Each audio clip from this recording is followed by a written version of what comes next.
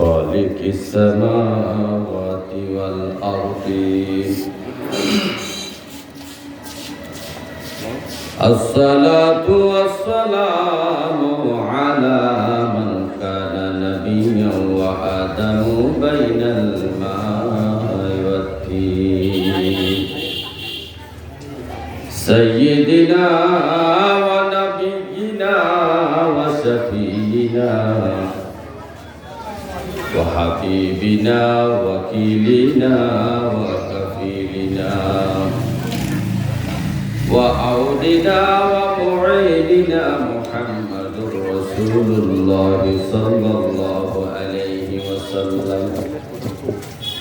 قال الله تعالى في كلامه المجيد والفرقان الحميد والذين آمنوا وعملوا الصالحات أولئك أصحاب الجنة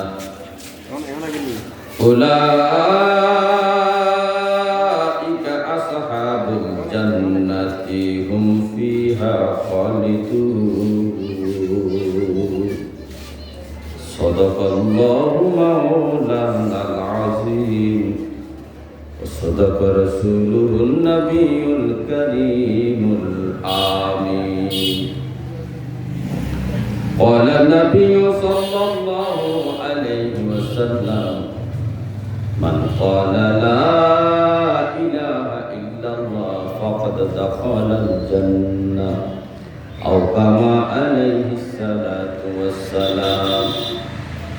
إن الله وملائكته يصلون على النبي يا أيها الذين آمنوا صلوا عليه وسلموا تسليما. صلاة يا رسول الله عليكم سلام يا صلاة يا رسول الله عليكم سلام يا حبيب الله. আয় হাজারা জিবরাইল আন্দর বসাত বাহর হক সুয়ে গরিবা এক নজার সালাত ইয়া রাসূল আল্লাহ আলাইকুম সালামুন ইয়া আলাইকুম সালাতুন ইয়া রাসূল আল্লাহ আলাইকুম সালামুন ইয়া সাত নাইমু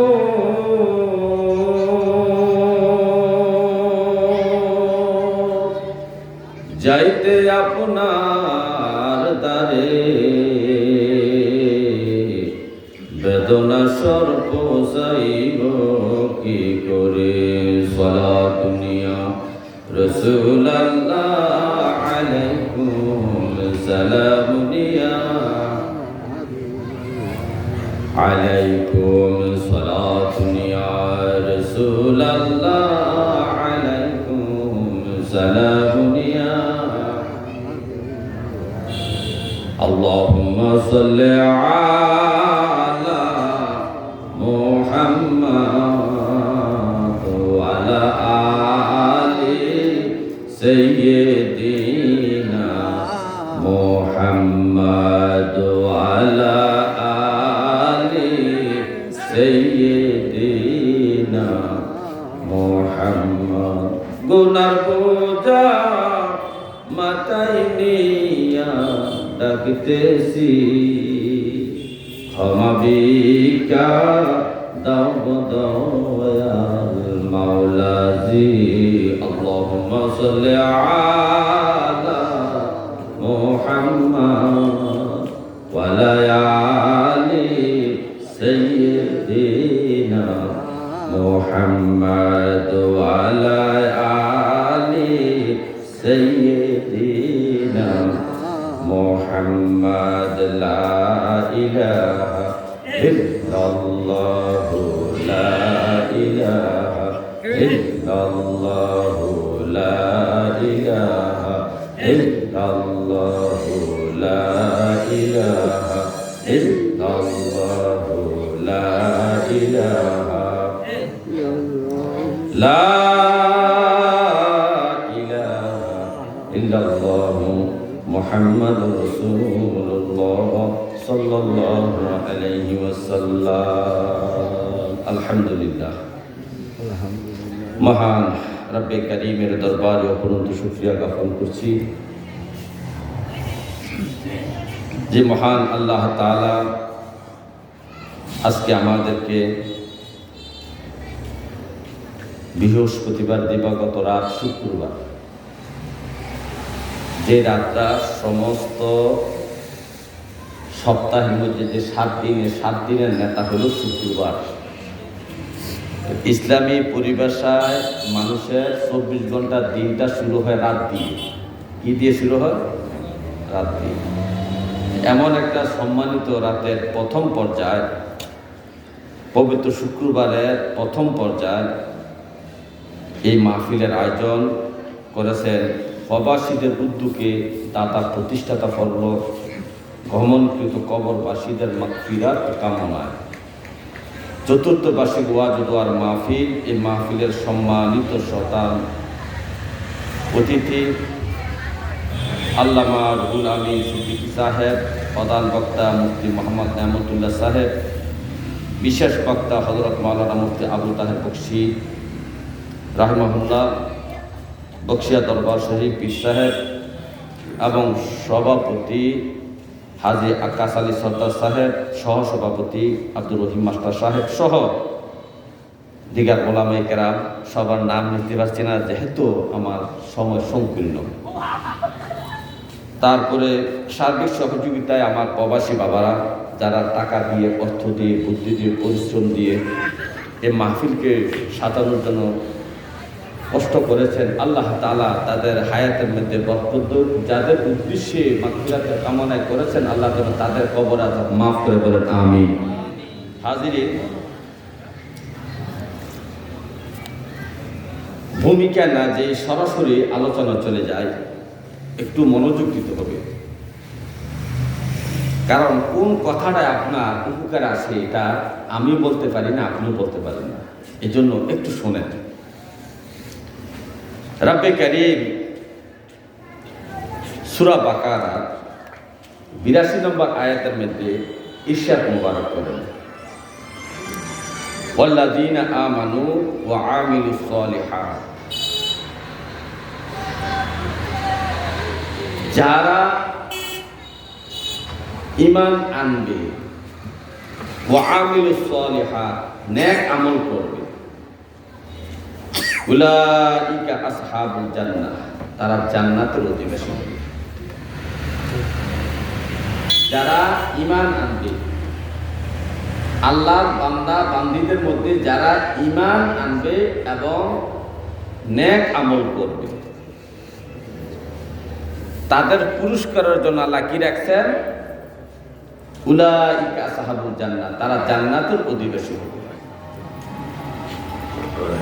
ফিহা খালিদুন, হুম ফিহা খালিদুন, ওই জান্নাতের মধ্যে তারা চিরস্থায়ী বসবাস করবে। তাহলে বোঝা গেল জান্নাতে যারা প্রবেশ করবে তারা চিরস্থায়ী, আর জাহান্নামে প্রবেশ যারা করবে তাদের দুইটা শ্রেণী, একটা চিরস্থায়ী জাহান্নামী আর একটা স্থায়ী জাহান্নামী, অস্থায়ী জাহান্নামী। যারা চিরস্থায়ী জান্নাত থেকে জাহান্নাম থেকে আর বাইরে হতে পারবে না। আবার কিছু কিছু জাহান্নামী আছে শাস্তি ভোগের পরে একটা সময় মুক্তি পাবে, আল্লাহ রাসূলের সুপারিশে তারা জান্নাতে আবার যাবে। সুবহানাল্লাহ বলে।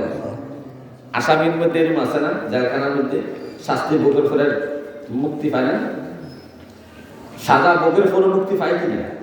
তো জাহান্নামের মধ্যে এরকম কিছু নবীর উম্মত হবে যারা পাপের কারণে, গুনার কারণে জাহান্নামে প্রবেশ করবে, যদিও ঈমান আছে, যদিও সে আশিকের রাসূল, যদিও সে বড় আল্লাহ একজন ইবাদতগুজার বান্দা এবং নবীর আসে এমন ব্যক্তিও পাপের কারণে গুনার কারণে জাহান্নামে প্রবেশ করবে।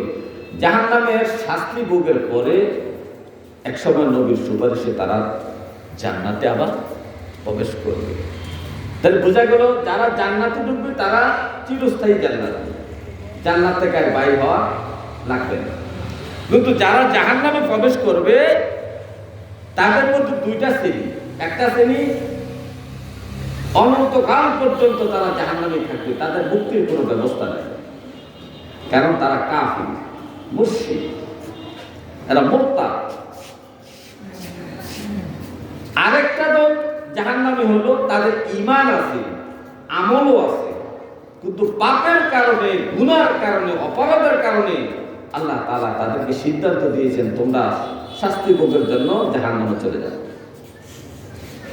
কিন্তু তাদের ঈমান আছে, আমল আছে, তারা মুসলমান, তারা ঈমানদার।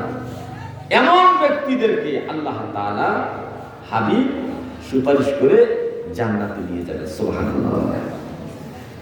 এখন প্রশ্ন হলো, তাহলে জান্নাতে যাবে কারা? যাদের ঈমান আছে এবং নেক আমল করছে। কয়টা কাজ? কয়টা কাজ? ঈমান এবং আমল, ঈমান এবং হাজির। এটি আমাদের বুঝতে হবে যে জান্নাতে যারা প্রবেশ করবে তাদের ব্যাপারে আল্লাহ বলছেন উলাইকা আসহাবুল জান্নাহ, জান্নাতের অধিবাসীরা কারা? যারা ঈমানও আছে, আমলও করছে। ঈমান আছে, আমল করছেন না, তাহলে আপনার অবস্থা কি? এখানে কিন্তু আল্লাহ বলছে জান্নাতের অধিবাসী হবে তারা যারা ঈমানদার এবং নেক আমল করেওয়ালা। ঈমানও আছে, নামাজও পড়ে, ঈমানও আছে, যাকাতও দেয়, ঈমান আছে, সত্য কথা বলে, ঈমান আছে, জিকিরও করে, ঈমান আছে, মিরাদও করে, ঈমান আছে, দান সদকা করে, ঈমান আছে, পর্দা প্রশিদান চলে, ঈমান আছে, মা বাবার হক আদায় করে, ঈমান আছে, স্ত্রীর হক আদায় করে, ঈমান আছে, পাড়া প্রতিবেশীর হক আদায় করে। এভরিথিং যত নেক আমল আছে সব আমল তার মধ্যে ভরপুর আছে এবং ঈমানও আছে। ওই কোয়ালিটি সম্পূর্ণ ব্যক্তিদেরকে আল্লাহ তাআলা কি বলছেন? জান্নাতি, জান্নাতি, জান্নাতি। সুবহানাল্লাহ। হে আমার ভাইও, রাব্বি কারীম বলতেছেন উলাইকা আল্লাযীনা আমানু ওয়া আমিলুস সলিহাত, যারা ঈমান আনবে এবং নেক আমল করবে। দুইটা কাজ। আজকে যারা বলে ঈমান থাকতে চলবে, আমল লাগবে না, এরে নাফরমান, তোর কপাল খারাপ, তোর কপাল খারাপ, তুই জাহান্নামে ঢুকবি, তুই জাহান্নামে ঢুকবি যদি ঈমান থাকে। জান্নাতে ঢুকতে হলে সর্বপ্রথম যদি জান্নাতে হাসর মাঠ থেকে যদি সরাসরি জান্নাতে প্রবেশ করতে হয়, আল্লাহ কি বলছে দেখো না কোরআনের মধ্যে? কোরআন খুলিয়া দেখো না। আল্লাহ বলছে ওয়াল্লাযিনা আমানু, যারা ঈমান আনছে, ওয়া আমিলুস সলিহাত, নেক আমল করছে।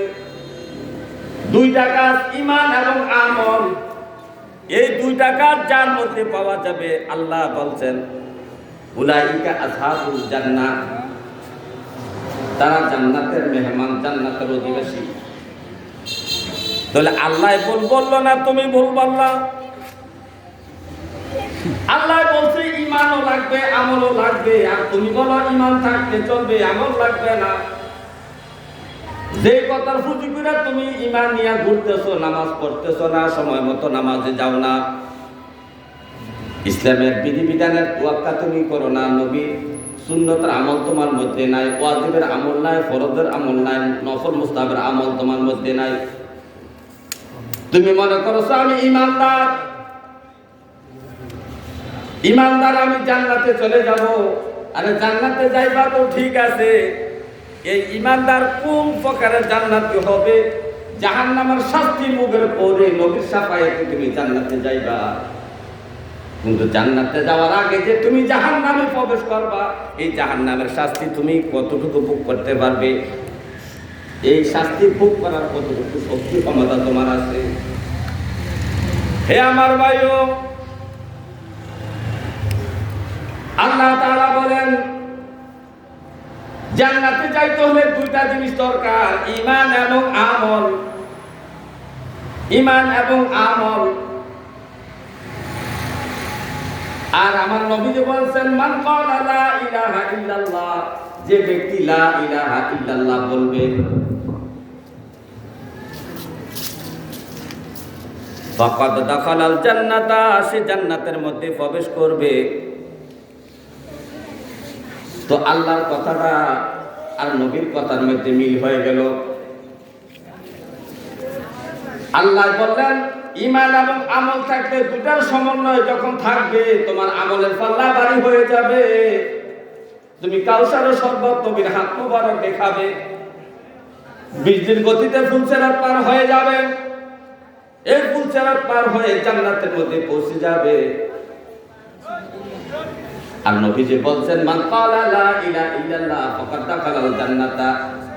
নবীজি বলছে একটা মানুষ যদি লা ইলাহা ইল্লাল্লাহ মুহাম্মাদুর রাসূলুল্লাহ সাল্লাল্লাহু আলাইহি সাল্লাম পড়ে, আর এটার উপর বিশ্বাস রাখিয়া, শিরক মুক্ত থাকিয়া, শিরক বিদআত মুক্ত থাকিয়া যদি এই লোকটা মৃত্যুবরণ করে, আমল যদি তার কম হয়, তাহলে জাহান্নামের শাস্তি বুকের পরে আমি নবী তাকে শাফায়াত করে জান্নাতে একসময় নিয়ে যাব।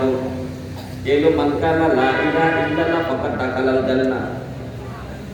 এর মানে এই নয় তুমি মুসলমান হইছো, ঈমানদার হইছো, আমল করছো না, তুমি সরাসরি জান্নাতে চলে যাবা। বলতে পারেন হুজুর জান্নাতে তো যাওয়া যায় যদি ঈমান আছে, নবী শাফায়াত করবে। আর শাফায়াত করার জন্য নবীর কিছু কর্ম আছে, ওই কর্ম করলে নবী শাফায়াত করবেন। কিছু যেমন হাদিস শরীফের মধ্যে আছে, নবীজি বলছেন মান হাফিজা, যে ব্যক্তি হেফাজত করলো আরবাঈনা হাদিসান, 40টা হাদিস। নবীজি বলছেন আমার উম্মতের মধ্যে যে ব্যক্তি 40টা হাদিস মুখস্থ করলো, এই 40টা হাদিস মুখস্থ রাখিয়া যদি সে মৃত্যুবরণ করতে পারে, তাহলে আমি মুহাম্মদুর রাসূলুল্লাহ তাকে শাফায়াত করে জান্নাতে নিয়ে যাব। তাহলে নবীর শাফায়াত পাইতে হলে 40টা হাদিস মুখস্থ তোমার করা লাগবে। তো তোমার তো এই হাদিসটা মুখস্থ নাই, 40টা হাদিস তুমি মুখস্থ করতে পারো নাই, তাহলে শুধু লা ইলাহা ইল্লাল্লাহ মুহাম্মাদুর রাসূলুল্লাহ এই ঈমানের কালিমা দ্বারা তুমি নবীর শাফায়াত তুমি সরাসরি লাভ করতে পারবে না। জাহান্নামের শাস্তি ভোগের পরে জান্নাতীরা জান্নাতে, জাহান্নামীরা জাহান্নামে যাওয়ার পরে, শাস্তি ভোগের পরে নবীর শাফায়াতের মাধ্যমে তুমি আবার জান্নাতে চলে যাবা।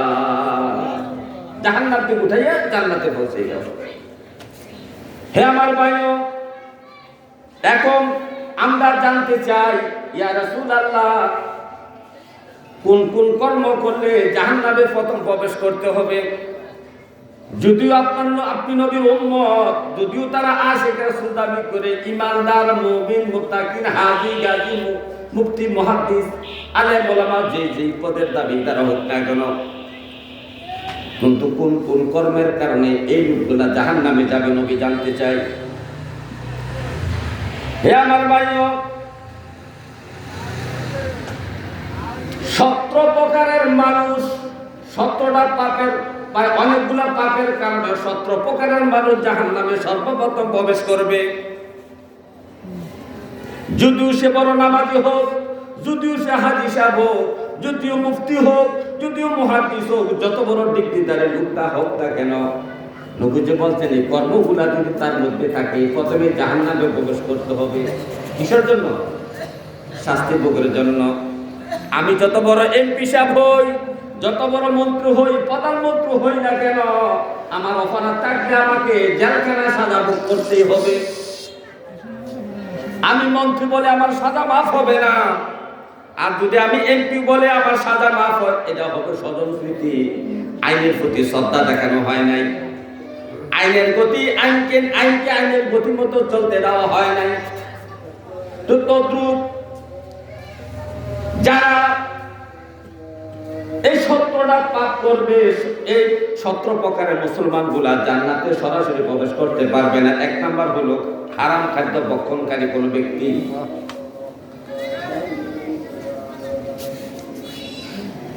লা ইয়াদখুলুল জান্নাতা বুজিয়া বিল হারাম।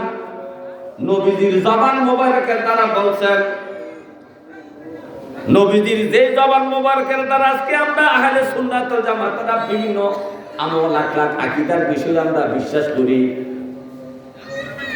যে জবান মোবারকের দ্বারা নবী অন্যান্য হাদিসগুলো বর্ণনা করেছেন, এই হাদিসটা নবীর এই জবানের দ্বারা বলেছেন লা ইয়াদখুলুল জান্নাতা জাসাদুন বুজিয়া বিল হারাম। ওই ব্যক্তি জান্নাতে প্রবেশ করবে না যে ব্যক্তি হারাম খাবার খাইয়া দেহটা বানাইছে, হারাম খাবার খাইয়া জীবন যাপন করছে। এই খাইতের দ্বারা কি হয়? এই যে আপনি সকালবেলার খাবার খাইলেন, এই খাবারের দ্বারা আপনার শরীরের মধ্যে বিভিন্ন ভিটামিন পয়দা হয়, আপনার রক্ত মাংস পুষ্ট, এগুলাই খাদ্যের প্রোটিনের দ্বারা, খাদ্যের শক্তি দ্বারা আপনার এই দেহের শক্তি পরিচালিত হয়, দেহটা পরিচালিত হয়। আপনি যে খাবার খান, খাবারের মাধ্যমে আপনার শরীরে প্রতিদিন রক্ত পয়দা হচ্ছে। আবার এই রক্তটা একটা নির্দিষ্ট সময়ের রক্তটা পানিতে পরিণত হয়ে যায়। একটা মানুষের শরীরে প্রতিদিন অনেক অনেক রক্ত পয়দা হয়, আবার অনেক রক্ত পানিতে পরিণত হয়ে যায়। এটা হয় কিসের দ্বারা? খাদ্যের দ্বারা। আপনি খাবার খাইলে পায়খানা প্রস্রাব করা লাগে, খাবার না খাইলে পায়খানা প্রস্রাব করা লাগে না। তাহলে বোঝা গেল খাদ্যের দ্বারা দৈনিক দিন আপনার দেহটা গঠন হচ্ছে। আপনি মনে করবেন না যে এই দেহটা আপনি না খাইলেও দেহটা সব ঠিক থাকবে। আপনি একদিন সকাল থেকে আরেকদিন সকাল পর্যন্ত না খাইয়া দেখেন আপনার ওজন কমে যাবে। ওজন এতে বোঝা যায় খাদ্যের দ্বারা আপনার শরীর প্রতিদিনে গঠন হচ্ছে, খাদ্যের দ্বারা আপনার শরীরের সবকিছু ঠিক থাকতেছে আপনার খাদ্যের দ্বারা। হে আমার ভাইও, তো নবী বলছেন যারা এই হারাম খাবারের দ্বারাই দেহটা গঠন করলো, এই হারাম খাবার খাইলো প্রতিদিন, এই হারাম খাবারের দ্বারা তার দেহ রক্ত গোশত মাংস হাড়ি সবকিছু তার এই হারাম খাদ্যের দ্বারা গঠিত হইল। এই কোয়ালিটির মানুষ সর্বপ্রথম ঈমান থাকলেও সে জাহান্নামে ঢুকতে হবে। ঈমান থাকলে কি করতে হবে? জাহান্নামে ঢুকতে হবে। অথচ নবীজি বলছেন, মজার একটা বিষয়, নবীজি বলছেন আমি শাফায়াত করব বড় বড় গুনাহগারদেরকে, বড় বড় গুনাহগারদেরকে নবী শাফায়াত করবেন। কিন্তু হারাম খাবার খাওয়া কবিরা গুনাহ। তাহলে কোন কবিরার গুনাহ ব্যক্তিদেরকে নবী শাফায়াত করে জান্নাতে নিয়ে যাবেন? হাসর মাঠ থেকে। শুধু এখানে যে কবিরা গুনার কথা বলা হয়েছে হারাম খাবার, এই হারাম খাবার এই কবিরা গুনার ব্যক্তিকে হাসরের মাঠে নবী শাফায়াত করবে না, তাকে সরাসরি জাহান্নামে প্রবেশ করতে হবে। জাহান্নামের শাস্তি মুখের পরে আল্লাহর নবীর শাফায়াতের দ্বারা ওই ব্যক্তিরা আবার জান্নাতে প্রবেশ করবে। জোরে জোরে বলেন সুবহানাল্লাহ। তাহলে হারাম খাদ্য যারা খাবে, হারাম খাদ্যের দ্বারা যারা তাদের দেহ রক্ত গোশত মাংস হাড়ি পয়দা হবে, শক্তি পয়দা হবে, জীবনে শক্তি উজ্জীবিত হবে, ওই সমস্ত ব্যক্তিরা সর্বপ্রথম জাহান্নামে প্রবেশ করতে হবে শাস্তি ভোগের জন্য। এখন হারাম কামাই, হারাম কামাই, হারাম রিজিক যারা অন্বেষণ করেন তাদের উপায় কি আপনারা বলেন? যেমন সুদের টাকা হারাম, সুদের টাকা দ্বারা যা কিছু ক্রয় করেন সব কিছু হারাম। ঘুষের টাকা হারাম, ঘুষের টাকার দ্বারা যা কিছু আপনি ক্রয় করেন, ঘুষের টাকার দ্বারা ক্রয়কৃত জিনিস সবগুলা হারাম। দালালের টাকা হারাম।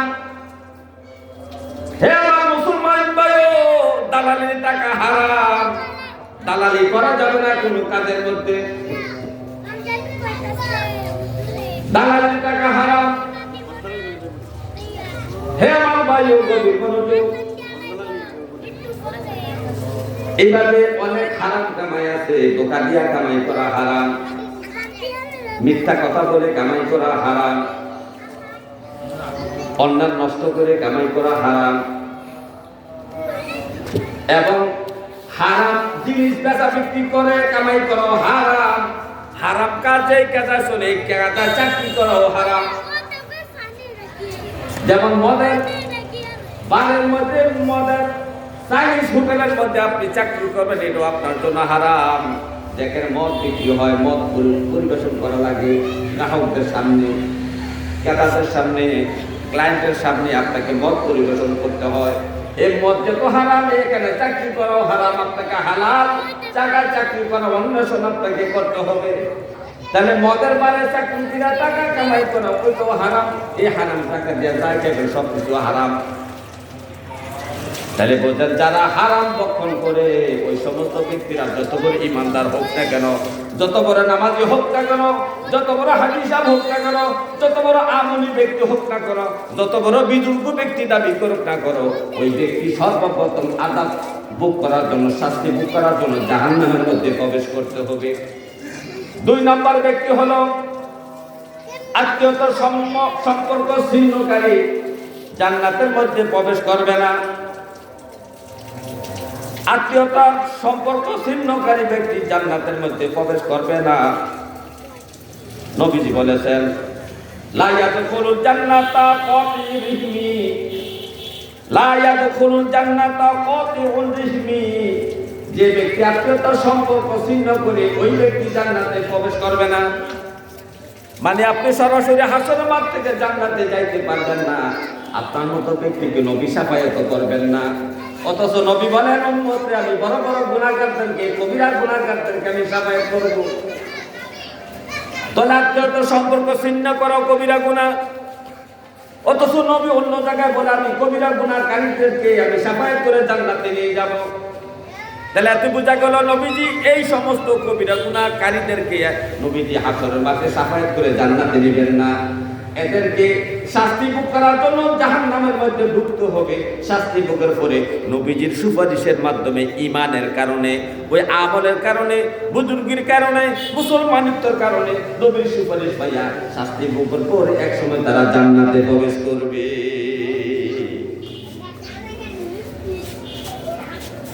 নবীজি বলতেন, উম্মতকে সাবধান সাবধান, এই ধরনের অন্যায় অপরাধ করবা না, এই ধরনের গুনাহ করবা না। আমি নবী এই জবানের দ্বারা ঘোষণা দিয়ে গেলাম, লা ইয়াদখুলুল জান্নাতা কাতিউর রিহমি। আত্মীয়তার সম্পর্ক ছিন্নকারী ব্যক্তি জান্নাতের মধ্যে প্রবেশ করবে না সরাসরি। আযাব ভোগের জন্য, শাস্তি ভোগের জন্য, অপরাধের শাস্তি ভোগের জন্য সর্বপ্রথম তোমাকে জাহান্নামে প্রবেশ করতে হবে। জাহান্নামের প্রবেশের পরে যদি তোমার মধ্যে ঈমান থাকে, আমল থাকে, বুজুর্গি থাকে এবং মুসলমানিত্ব থাকে, মুত্তাকি ইত্তাকুল্লাহ থাকে, মুত্তাকি স্বভাব যদি তোমার মধ্যে থাকে, তাহলে নবীজির শাফায়াতের মাধ্যমে আপনাকে একসময় জান্নাতের মধ্যে পৌঁছে দেওয়া হবে। কিন্তু আপনি এই আত্মীয়তার সম্পর্ক ছিন্নকারী অপরাধ করার পরে আপনি সরাসরি নবীর শাফায়াত আপনি পাবেন না হাসরের মাঠে। আপনাকে জাহান্নামে প্রবেশ করতেই হবে, করতেই হবে। হে আমার ভাইও,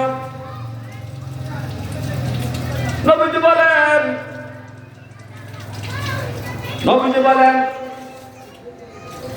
যত সবগুলা পাপের ঘটনা, সবগুলো 17 প্রকারের পাপীদের কথা উল্লেখ করার সময় এখানে নাই, তবে বিশেষ বিশেষ কটা পাপের কথা আমি উল্লেখ করছি। নবীজি বলেন, পিতা মাতার অবাধ্য সন্তান জান্নাতের মধ্যে প্রবেশ করবে না। পিতা মাতার সাথে বেয়াদবি করা কবিরা গুনাহ। পিতা মাতার খেদমত করা ফরজ ফরজ ফরজ। আল্লাহ তাআলা নিজে বলেন, ওরে আমার বান্দারা আনিশকুরুলি, আমার কৃতজ্ঞতা প্রকাশ করো, বলি বলি তাইকা, এবং তোমার মা বাবার কৃতজ্ঞতা প্রকাশ করো। কত মজার কথা রে! আল্লাহ বলতেছে, হে আমার বান্দারা, আমারও শুকরিয়া জ্ঞাপন করো, তোমার পিতা মাতারও শুকরিয়া জ্ঞাপন করো। আমি রব হইয়া তোমার প্রতিপালন করেছি। তোমার মা বাবা এক ধরনের রব, তোমাকে লালন পালন করছে। তোমার মা বাবার হুকুম আহকাম তুমি মানো, অর্থাৎ মা বাবার হুকুমগুলো তুমি তামিল করো। ওয়াকাদা রাব্বুকা আল্লা তা'বুদু ইল্লা ইয়াহু, এরে বান্দা, আমি আল্লাহর ইবাদত ছাড়া অন্য কারো ইবাদত করবা না। যদি অন্যায়ের ইবাদত করো শিরক হইয়া যাবে। শিরক হলো কবিরা গুনাহ। ওয়াবিল ওয়ালিদাইনি ইহসানান, মা বাবার সাথে ভালো ব্যবহার করো, মা বাবার সেবা করো, খেদমত করো, মা বাবার সাথে ভালো ব্যবহার করো, সেবা করো, খেদমত করো। আর যারা মা বাবার খেদমত করবে না, মা বাবার সেবা যত্ন করবে না, না করার কারণে কবিরা গুনাহ। শিরক যত বড় কবিরা গুনাহ, মা বাবার অবাধ্য হওয়া তেমন কবিরা গুনাহ। এই জন্য নবীজি বলছেন, এ আমার উম্মত লা ইয়াদখুলুল জান্নাতা, কোন মা বাবা অবাধ্য সন্তান জান্নাতে যাবে না। অথচ ওই ব্যক্তিরা বড় হাজি, ওই ব্যক্তিরা বড় মুহাদ্দিস, ওই ব্যক্তিরা বড় মুফাসসির, ওই ব্যক্তিরা বড় আলেম, বড় বক্তা হয়েছে, আন্তর্জাতিক মানের বক্তা হয়েছে। ওই ব্যক্তির আশিকে রাসূল সব আছে, মিলাদ আছে, কিয়াম আছে, আহলে সুন্নাত ওয়াল জামাতের সব আকীদা শিরক বিশ্বাস করে, মিলাদুন নবীও পালন করে, পাঁচ ওয়াক্ত নামাজ পড়ে, যাকাতও দেয়, হজও করে, পর্দার মধ্যে আছে, হালাল খায়, সব কর্ম তার মধ্যে আছে। কিন্তু একটা অপরাধ আছে, সে মা বাবার অবাধ্য। আল্লাহ তাআলা বলেছেন, হে আমার বান্দারা, সাবধান সাবধান, মা বাবার খেদমত তুমি কিন্তু করবা। যদি তোমার মা বাবার শুকরিয়া জ্ঞাপন না করো, মা বাবা যে তোমাকে কষ্ট করে লালন পালন করছে, ছোট থেকে যৌবন কাল পর্যন্ত তোমার পিছে যে এত শ্রম দিচ্ছে, এত কষ্ট করেছে, এর শুকরিয়া যদি আদায় না করো এবং মা বাবার সেবা যদি তুমি না করো, তোমার কবিরা গুনাহ হবে। রে বান্দা, যদি তুমি এই কবিরা গুনাহটা অর্জন করে নাও, তুমি অবাধ্য সন্তান। আর আমি নবী তো ঘোষণা দিয়ে গেলাম, লা ইয়াদখুলুল জান্নাতা, কোন মা বাবার অবাধ্য সন্তান কখনো জান্নাতে যাবে না, সরাসরি জাহান্নামে প্রবেশ করতেই হবে। যত বড় ডিগ্রিধারী ব্যক্তি হোক না কেন, যত বড় আশিকে রাসূল হোক না কেন, ওই ব্যক্তিকে শাস্তি ভোগের জন্য, আযাব ভোগের জন্য জাহান্নামে সর্বপ্রথম ঢুকতেই হবে। আর যদি ঈমান তার মধ্যে থাকে, যদি সে সত্যিকার আশিকে রাসূল হইয়া থাকে, তাহলে আমার নবী এই জাহান্নামের শাস্তি ভোগের ভোগে সুপারিশ কইরা তাকে জান্নাতে পৌঁছাইয়া দিবে। তাহলে এখানে বোঝার বিষয়, নবী বলছে, উম্মত, আমি বড় বড় কবিরা গুনাহকারীদেরকে সাফায়াত করে জান্নাত